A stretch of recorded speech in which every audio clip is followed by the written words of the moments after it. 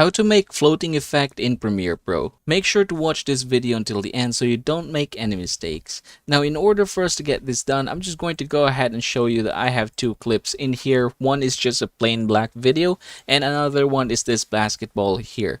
Now, I'm going to go ahead and select the clip and we're going to go ahead and open the effect controls. Now here, I'm just going to go ahead and add some keyframe for the position.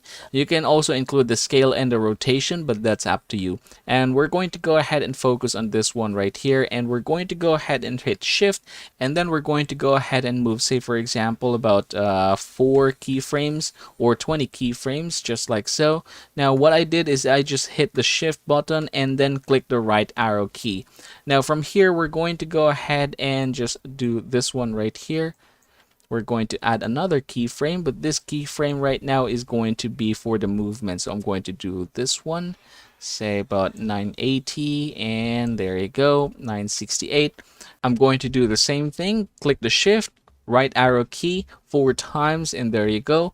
I'm going to click this once again, and this time the movement is going to be going up. All right, this one as well.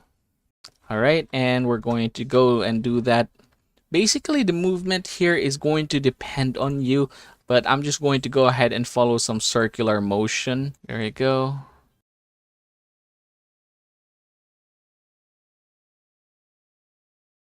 Alright, now that we have created these keyframes here, I'm just going to go ahead and copy them, and then we're going to go ahead and move to about 4 or 20 keyframes and then paste it here.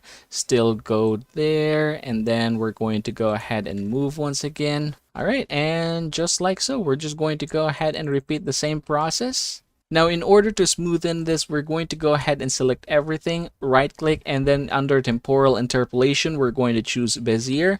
Now we're going to close this one, and then we're going to go ahead and play our video. So this is how it is going to look like. There you go. You can see that you have now this kind of movement. And that is how to make floating effect in Premiere Pro.